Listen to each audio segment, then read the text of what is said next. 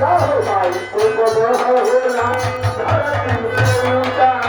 पाऊ गगरा होला धरती से ऊंचा पाऊ गगरा होला धरती से ऊंचा पिता पर याद का तीरथ समूचा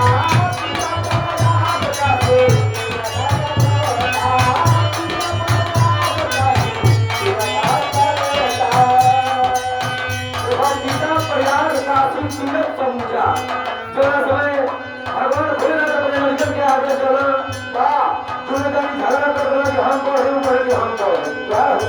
कहले तुझे ब्रह्मांड के एक चक्कर मार के ही को मारा चाहिए कार्तिकेय अपने मोर को सवारी कइला आवन कइला आ गणेश जी का कइला दोनों हथवा जोड़ के आ शंकर भगवान का पार्वती माई के पास भैया जा तो कार्तिकेय ना तो कहता कि तो जल्दी से गरीब चला तो कहता सवारी मुंह से घुटुक जो भागत रही तो इतना जल्दी आए कैसे तो कहना कि सगर ब्रह्मांड हमारे माए बाबू जी की शरीरिया में समाएगा तो हम कौन ब्रह्मांड को खोले जाए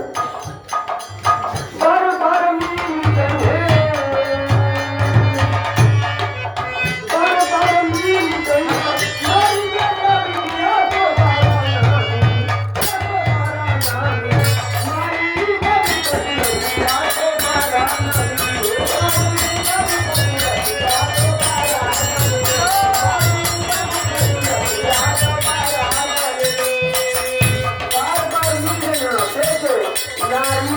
मैंने हराने की खड़ा कर दे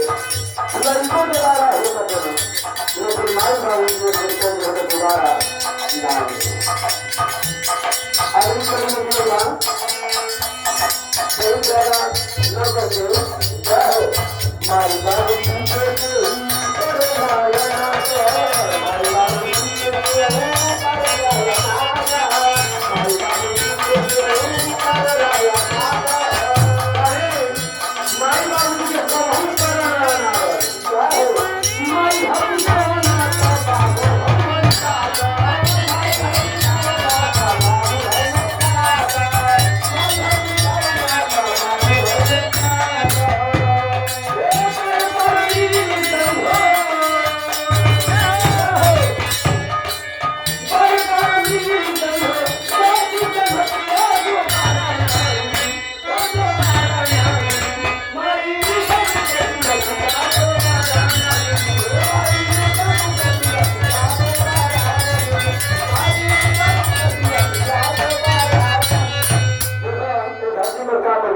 अरे माई बाबू जी को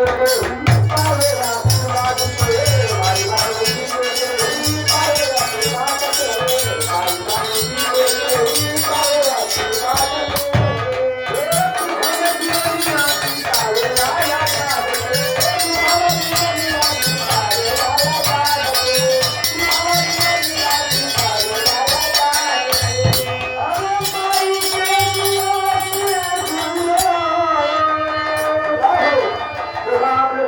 कहीं तबियत खराब हो गई घरे माई बैठले अपने क्षेत्र में जितना देवी देवता रहे सबके मनों की मान दी कि हे माई हमारा बेटा सही सलामत आ जाई तो दुर्गति कराई हे माई तो खप्पर चढ़ाई